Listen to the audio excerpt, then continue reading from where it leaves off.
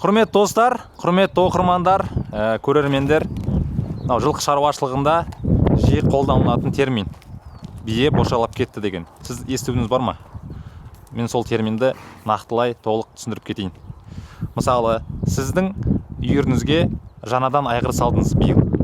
Сол айғыр бұрынғы биелеріңіз айғырдан қызғанып, өзінің жылда құлындап жүрген мекеніне барып құлындайды.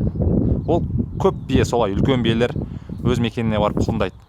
Бұл сәтті жаңағы бие бошалап кетті деп атайды. Бұл енді атау біздің орталық Қазақстанда осы бір атаумен аталады. Енді басқа облыстарда, басқа қалаларда, басқа ауылдарда басқаша аталуы мүмкін. Сол себепті сіз өзіңіздің нұсқаңызды комментария қалдырып кетіңіз.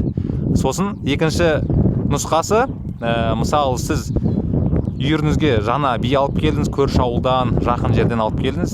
Сол кезде сіздің жаңағы қосқан биеңіз өзінің мекеніне қашып кетеді бұрынғы. Сол жаққа барып құлындайды.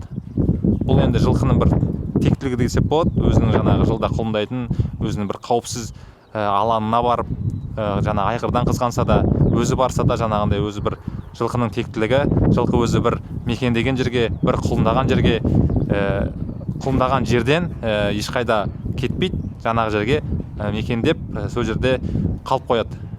Сол себепті сіз жылқының мекенін ауыстыратын болсаңыз, басқа жаққа, сол кезде жаңағы биелер, жылқылар өзінің мекеніне қарай қашып, сол жаққа барып құлындайтындары құлындап, содан кейін ғана жаңағы сіздің жаңа мекеніңізге алып келсеңіз болады. Ақпарат пайдалы болса, достарыңызбен бөлісіп қойыңыздар. Сіздермен Нұрлымен.